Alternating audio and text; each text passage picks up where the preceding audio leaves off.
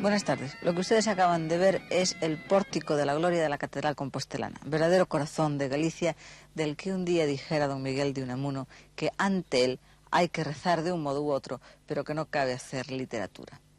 Este año es el Año Santo Jacobeo y dentro de 3 días coincidirán aquí miles de personas.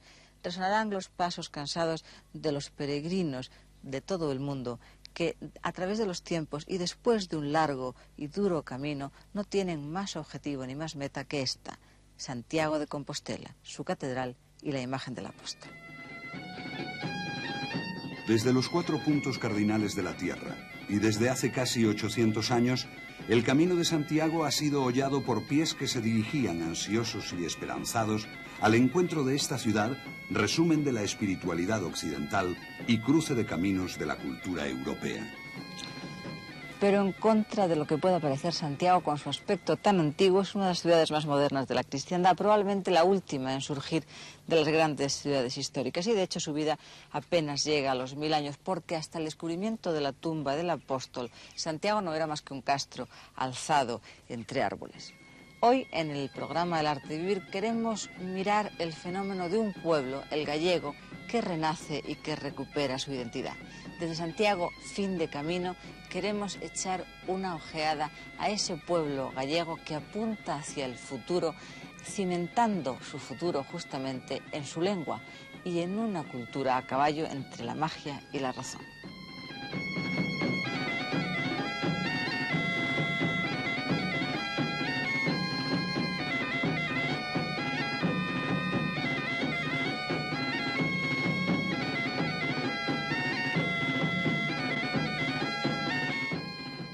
Una Galicia intelectual, pero también campesina, marítima, clerical.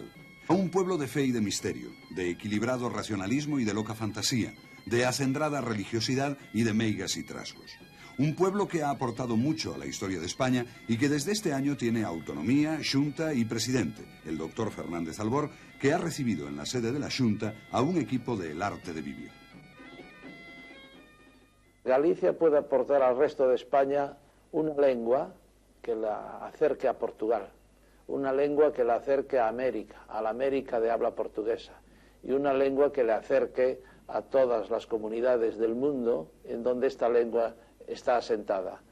Creo además que Galicia es la gran desconocida y que en el sentido cultural también puede aportar mucho de imaginación y de concordia.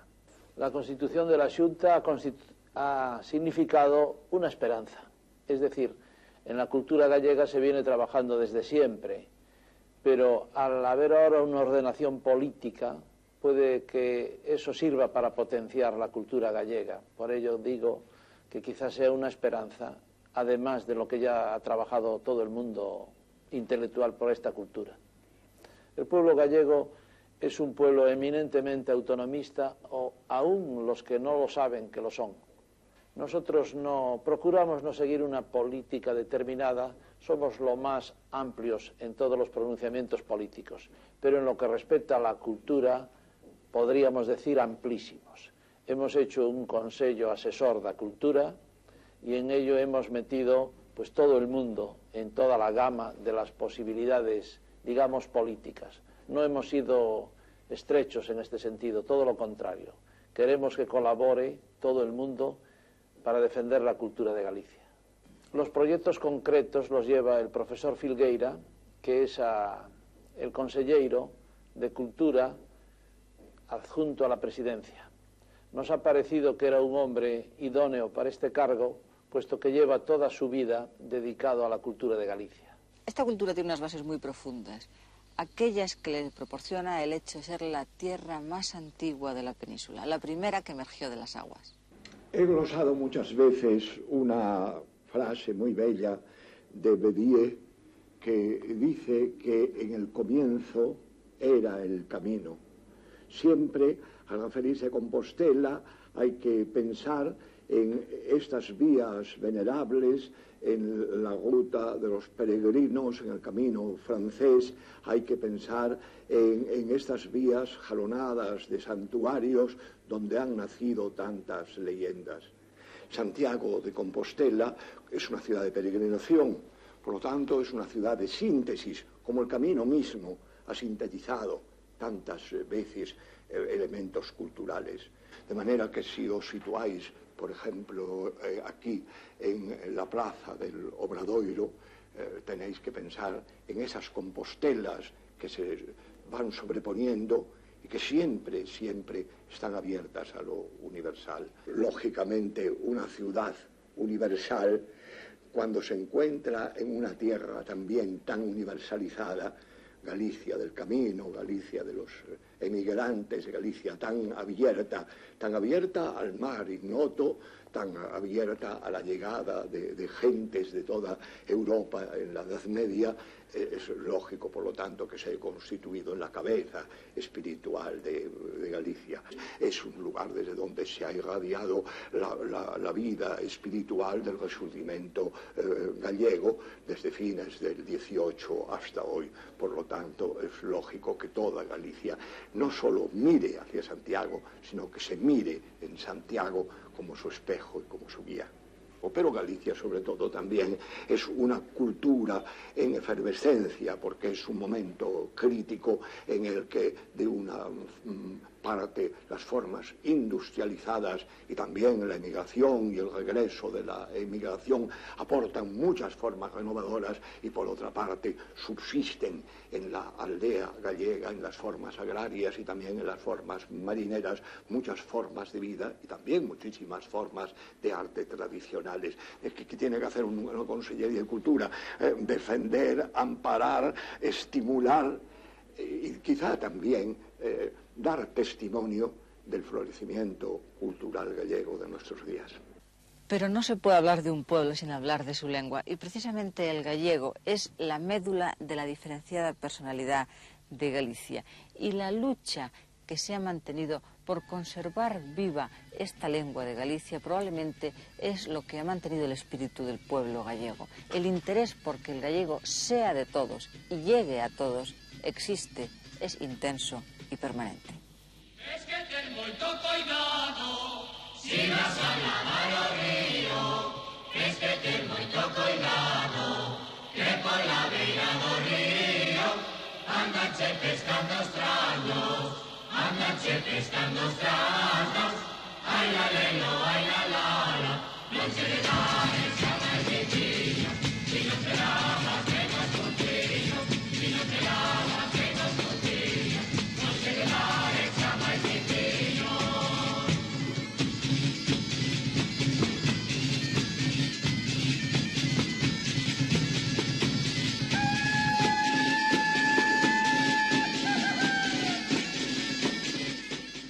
Desde hace unos cuantos meses, para ser precisos, el gallego, en un ámbito modesto pero importante, que es en una parcela de la enseñanza media y de la educación general básica, el gallego es lengua ya cooficial.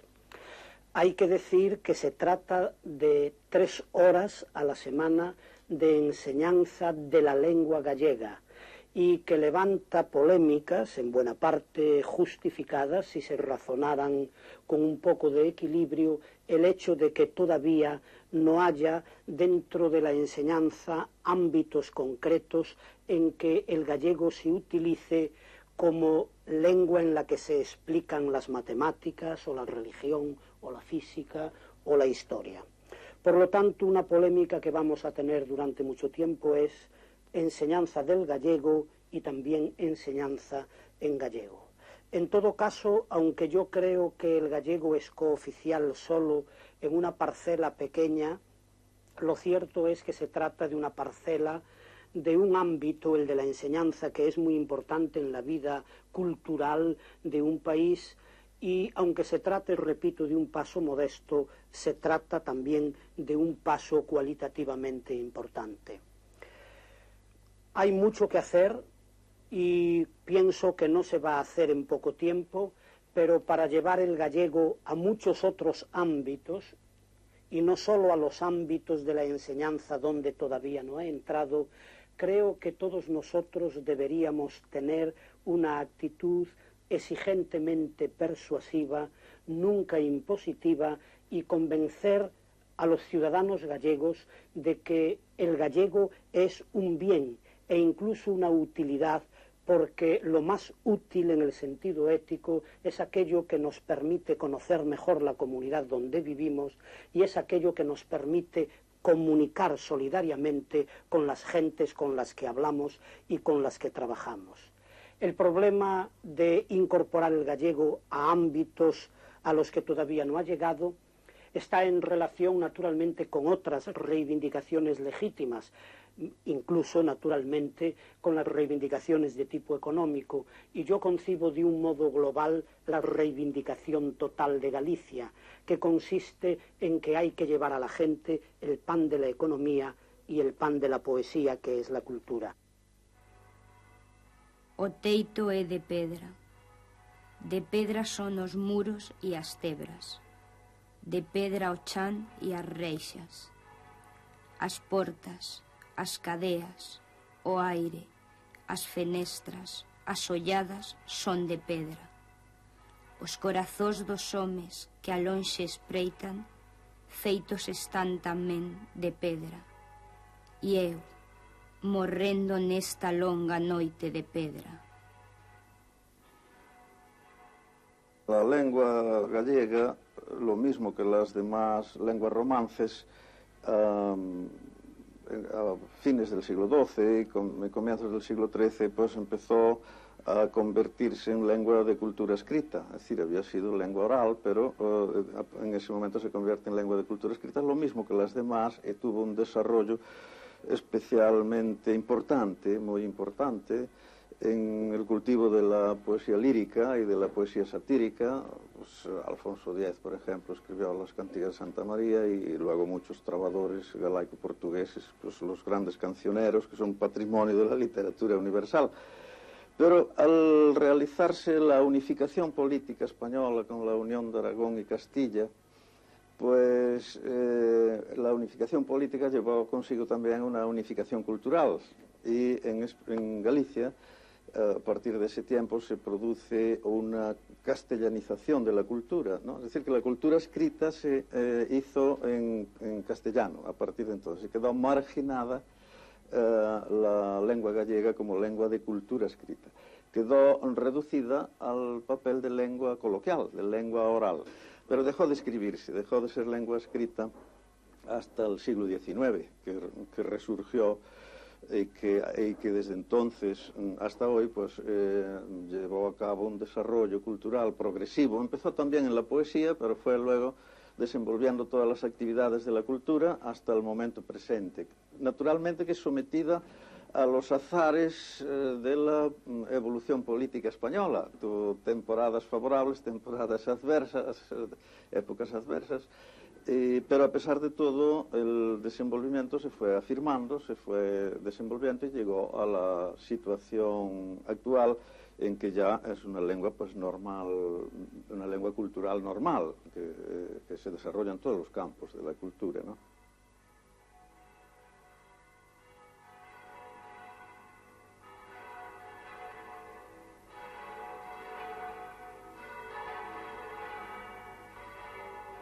Tradicionalmente lo que ocurre es que la minoría, diríamos, bueno, la Iglesia, la administración del Estado y la cultura oficial, es decir, la universidad o la escuela, utilizaban como lengua única pues el castellano. Entonces el gallego, al ser lengua oral, era realmente la lengua de las masas populares, de los campesinos, de los marineros, de los artesanos, de la gente iletrada, en gran parte analfabeta, ¿verdad? Entonces eso llevó consigo una radical discriminación social, ¿no? Es decir, que la lengua se convirtió en instrumento de diferenciación social. Hablar castellano era, pues, ser culto y ser, diríamos, distinguido socialmente, ser poderoso, ¿verdad? Hablar gallego era ser inculto, ser analfabeto, ser inculto, ser atrasado en ese sentido de la lengua, de la cultura castellana, ¿no? Eso así durante siglos, y eso llegó a crear una especie de complejo colectivo respecto de la lengua, ¿no? Y que fue una batalla difícil superarlo, ¿verdad? Gracias al prestigio cultural que recuperó la lengua, que se convirtió luego en prestigio social. Actualmente, por ejemplo, en el Parlamento gallego se habla con toda naturalidad el gallego, las publicaciones son bilingües, es decir, es lengua oficial como el castellano, ¿no?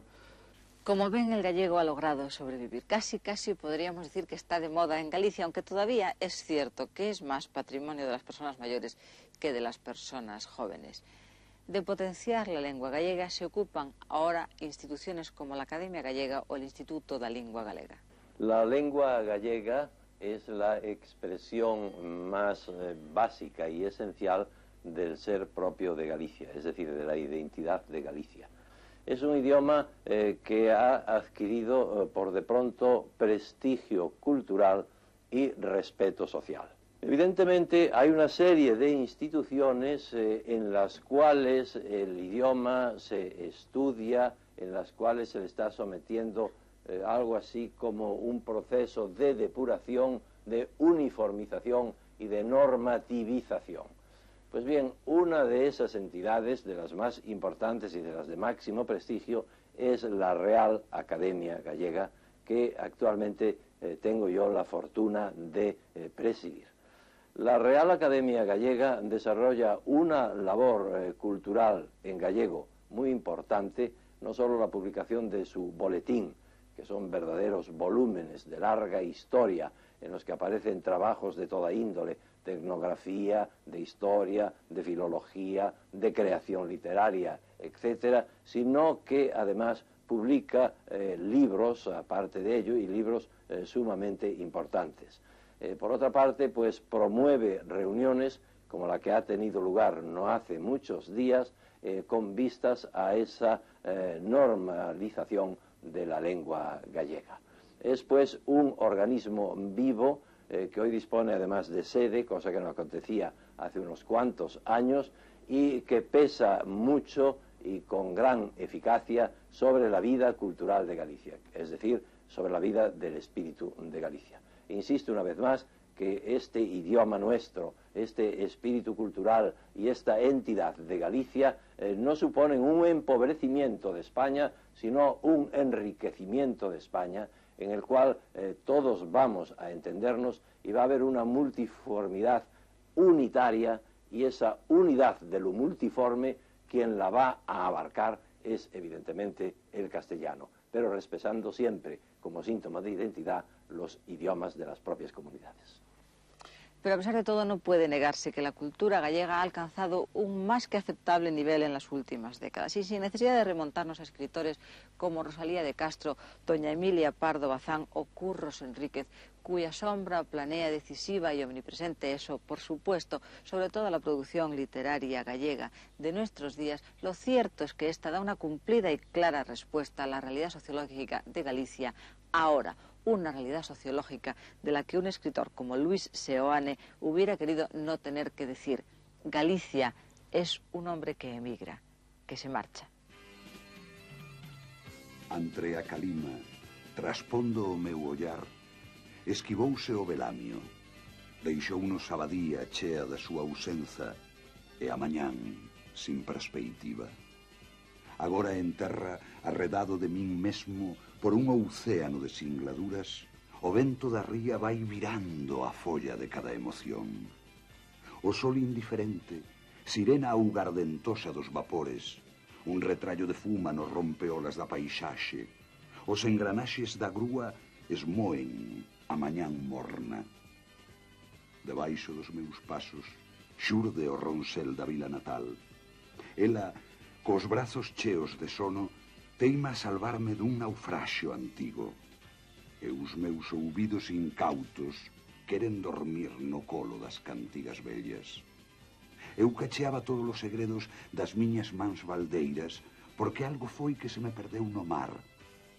Alguén que chora dentro de min, por aquel outro eu que se vai no veleiro para sempre, como a un morto, co peso eterno de todos os adeuses. José Luis Méndez Ferrín es una de las primeras voces de la poesía gallega actual. La poesía gallega en nuestro tiempo, y quiero decir en nuestro tiempo más reciente, presenta un aspecto un tanto paradójico con respecto al conjunto del país.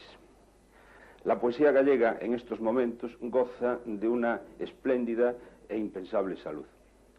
Los jóvenes poetas gallegos, aquellos que en estos momentos tienen 20 años o 30 años, entre 20 y 30 años, se orientan en una serie de direcciones que sería imposible resumir así, con brevedad, pero que nada tienen que ver con, en estos momentos, con la excesiva simpleza de la poesía de preponderancia social realista que dominó en los años 50 y parte de los años 60.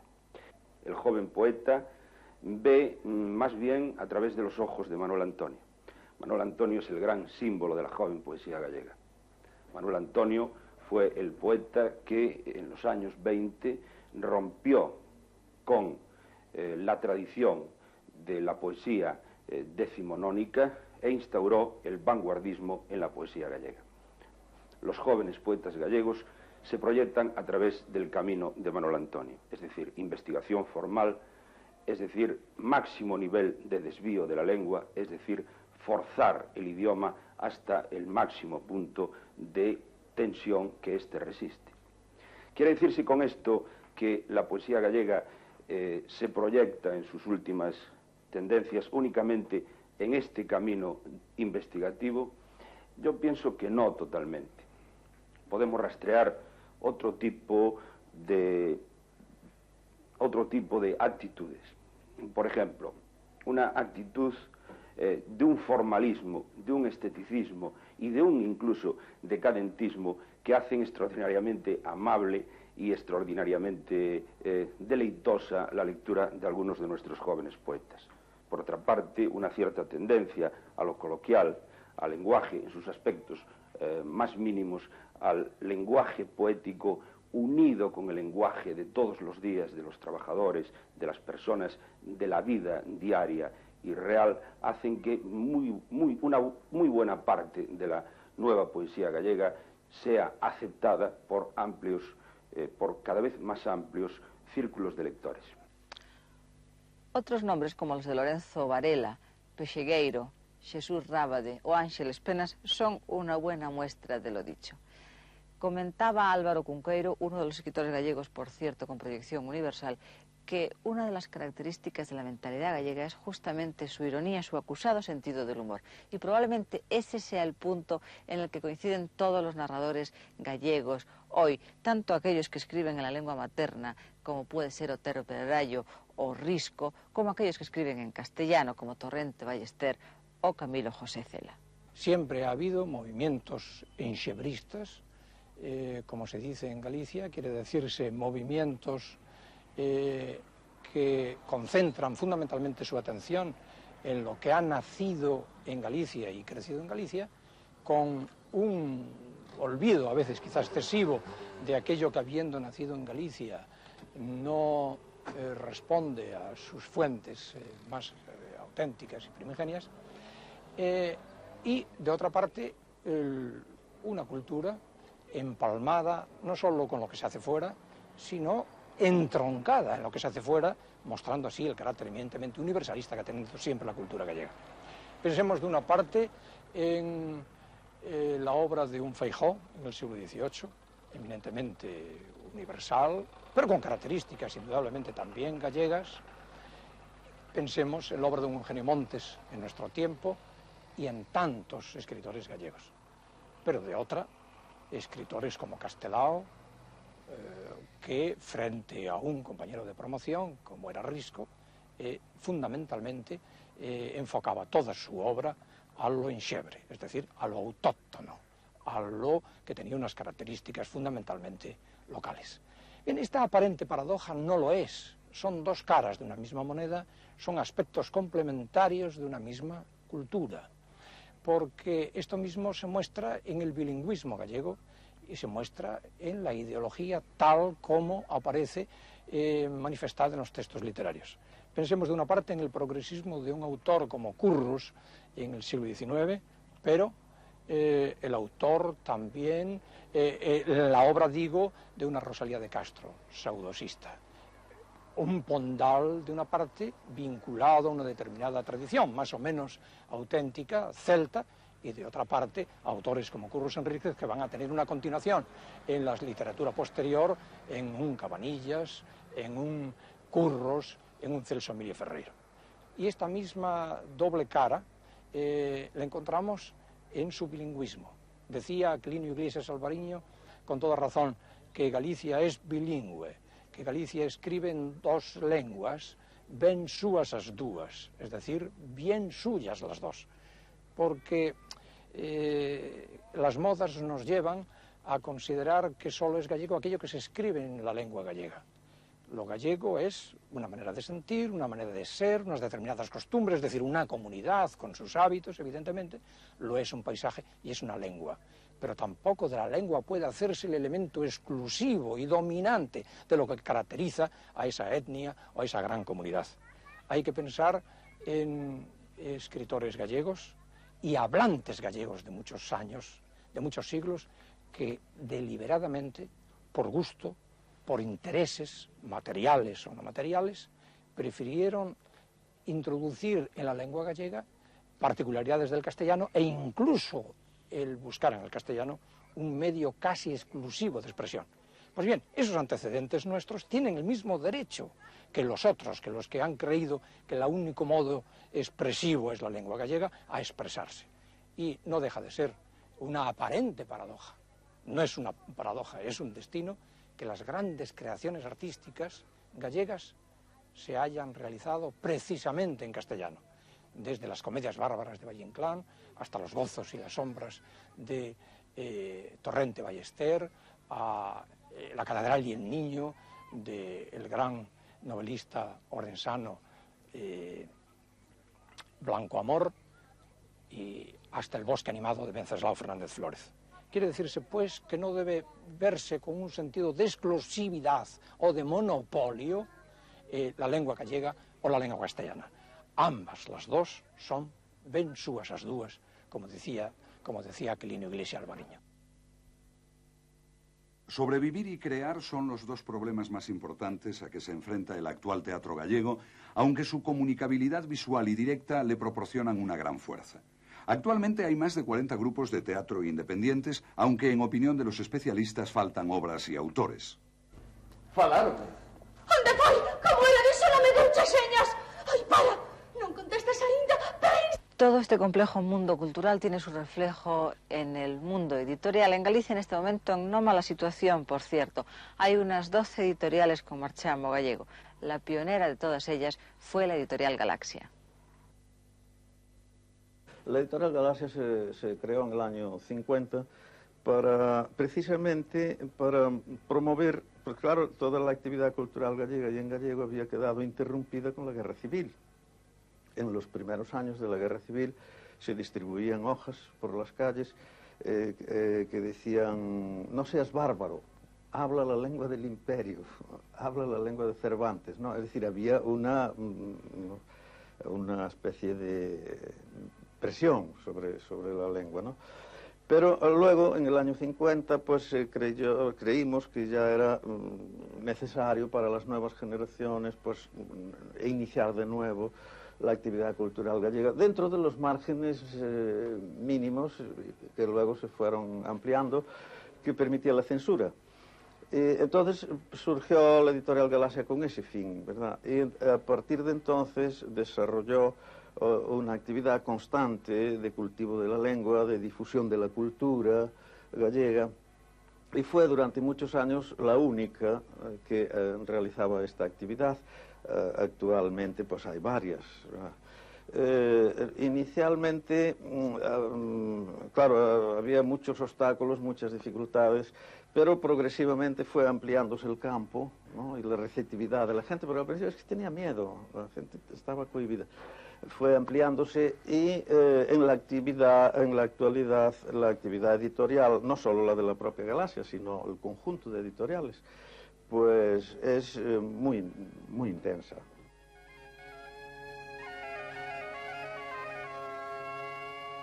Y si en Galicia se lee en gallego, las artes plásticas viven también en gallego.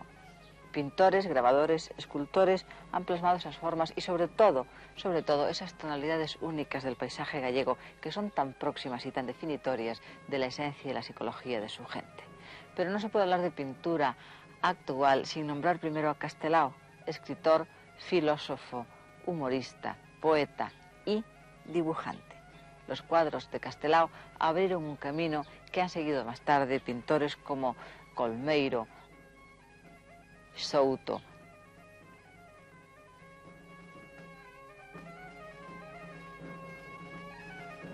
Laxeiro,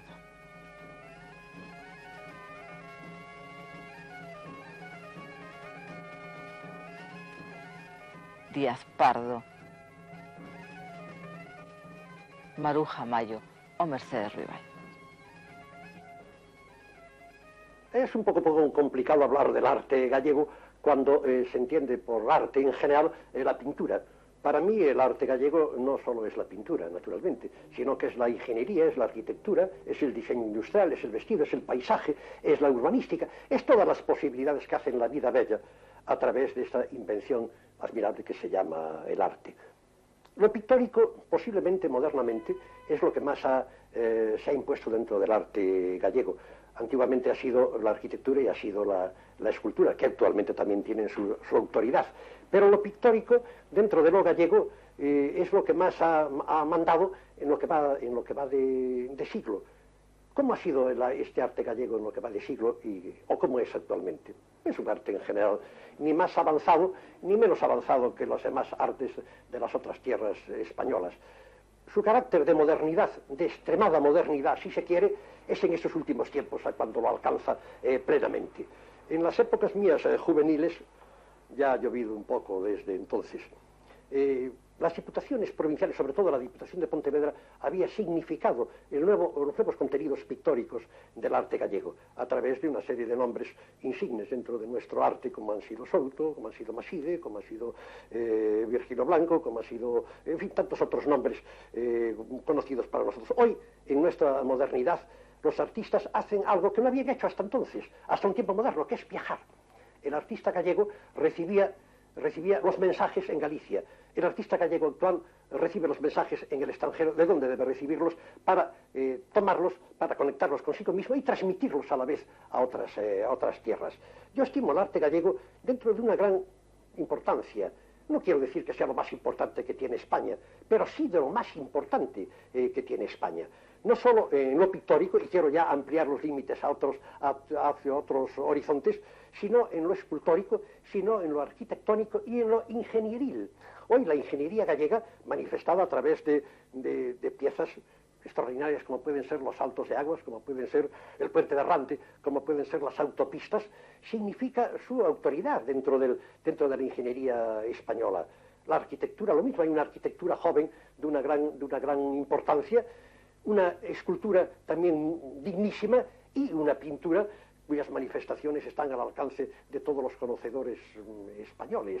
Yo no sé hasta qué punto esta pintura marca un hito dentro del arte contemporáneo español, pero sí, indudablemente, uno de sus lugares más importantes de este arte. Y tampoco se puede hablar de las artes plásticas en Galicia sin hacerlo de la cerámica de Sargadelos. Es una actividad esta que va mucho más allá de la simple producción de las piezas de cerámica.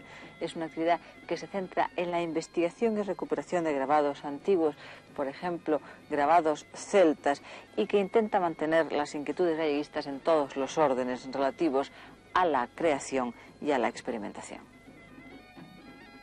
Sargadelos empieza como consecuencia de un programa, de un proyecto de Laboratorio de Formas de Galicia, que es una entidad que creamos en América, unos desterrados.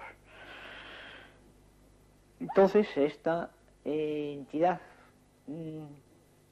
tiene por objeto recuperar ciertas cosas que en Galicia se habían perdido.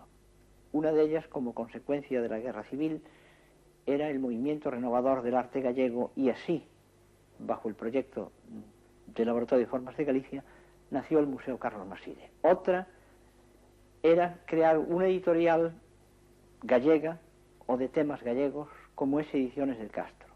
Y la tercera de estos proyectos de laboratorio es la recuperación de la cerámica de Sargadelos. Pero esta recuperación de la cerámica de Sargadelos tenía unas motivaciones socioeconómicas, políticas, es decir, culturales, generales, porque Sargadelos hace 200 años había sido un ejemplo de planificación industrial en España, del diseño de la empresa, pero de una empresa muy particular, una empresa ética. Es decir, Ibáñez, Antonio Raimundo Ibáñez, el fundador de Sargadelos, del primitivo Sargadelos hace 200 años, creó una empresa reuniendo, asociando todos los recursos de una comarca para satisfacer unas necesidades concretas, unas necesidades que en un principio fueron siderurgias, fueron militares. La cerámica vino como un epígono de existir allí unos caolines, unas tierras que en ese momento creían que eran tierras refractarias y que luego después se desvelaron como caolines, con unos caolines excepcionales con los que se hace hoy todavía toda la porcelana que se hace en Europa. Esto tenía un interés grande para el laboratorio de formas, es decir, poner como ejemplo, recordar que ahí había nacido una empresa que suponía una asociación de recursos para satisfacer necesidades concretas frente a la empresa como una asociación de intereses para especular con los recursos y con todas las necesidades. Dixeron que foran na casa e colleron un pouco con agua quente e que antes de deitarse fixera todos os días os ejercicios así. Esa cousa non ten que tardar. Hai que pantalla. No, porque ya andas haciendo voltas. Chega que tampouco pode salir? Non pode. Orejas. Fatal, fatal. Produtos galegos. Non che saben estos contos. Pero Galicia también se ocupa de la investigación, de la ciencia. Concretamente, esta Universidad de Santiago, de enorme tradición folclórica y popular, es un importantísimo centro de la cultura española y una de las cabeceras de la oftalmología europea.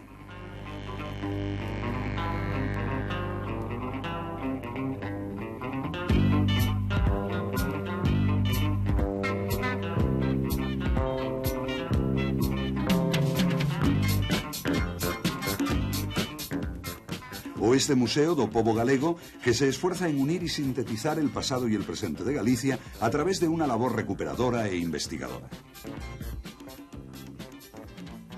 El Museo do Pobo Galego es un museo que pretende dos cosas.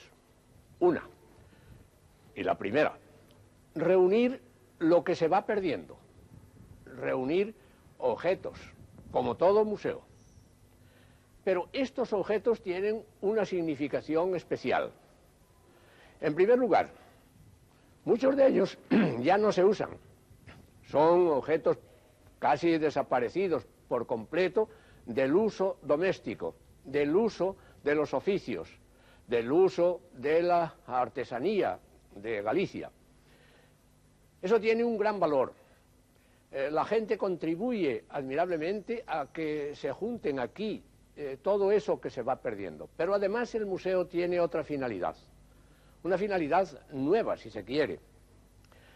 Se hacen exposiciones, se dan conferencias, hay ciclos de estudio. Es decir, que el museo es algo vivo, algo que no está muerto y que además se almacena en él nada más que aquello que parece que se pierde, es decir, los trastos inútiles. Es muy difícil de mantener una misma cosa durante varios miles de años. Pensemos que las raíces del pueblo de Galicia son de la prehistoria.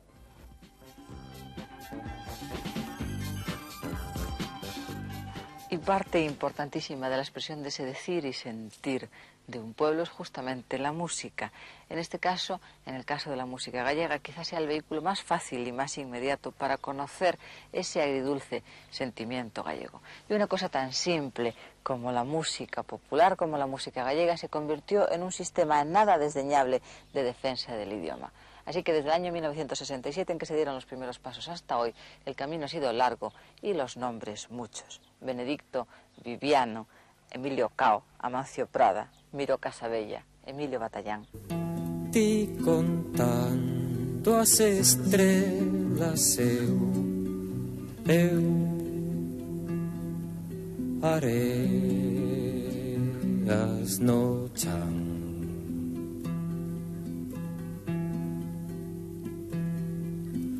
Brete más foron baixando pra o val, levando estreliña da fortuna.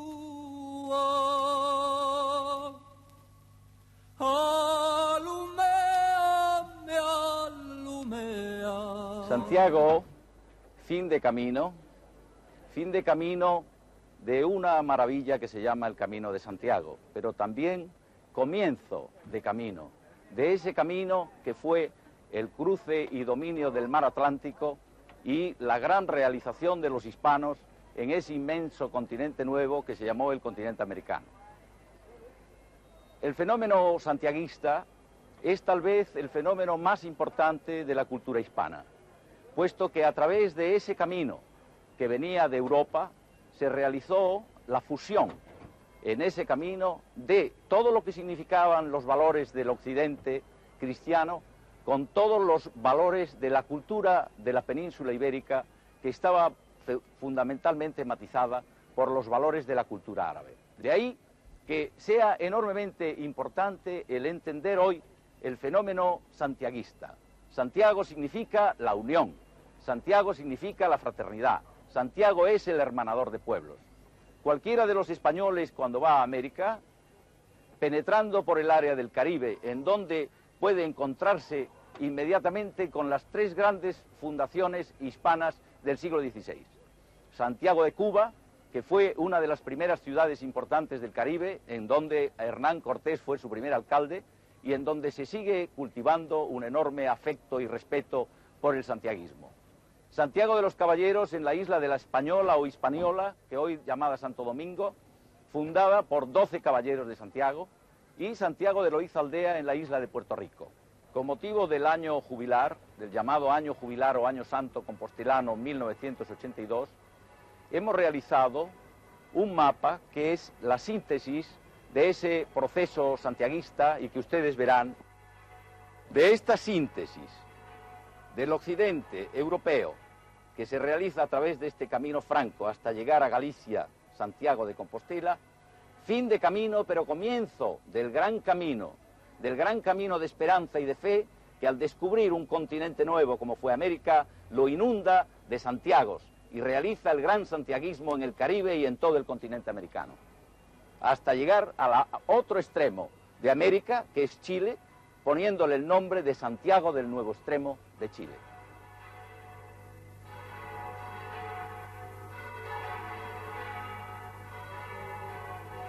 Aquí terminamos, señores. En este programa del arte de vivir hemos querido esbozar en pocos trazos el perfil cultural de la Galicia de hoy, de su pasado y de su renacer. Y aquí queda Santiago y su piedra como síntesis viva de todo ello. Santiago, que es fin de camino y principio de otro, que es principio de un camino que ha hecho posible la proyección de la cultura española a otras tierras.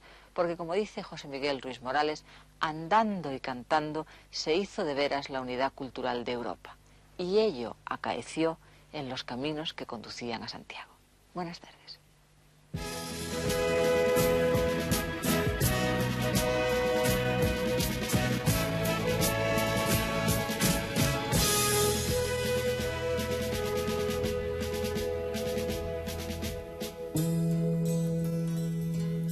Irmáns en pé, sereos, a limpa frente erguida, envoltos na brancura da luz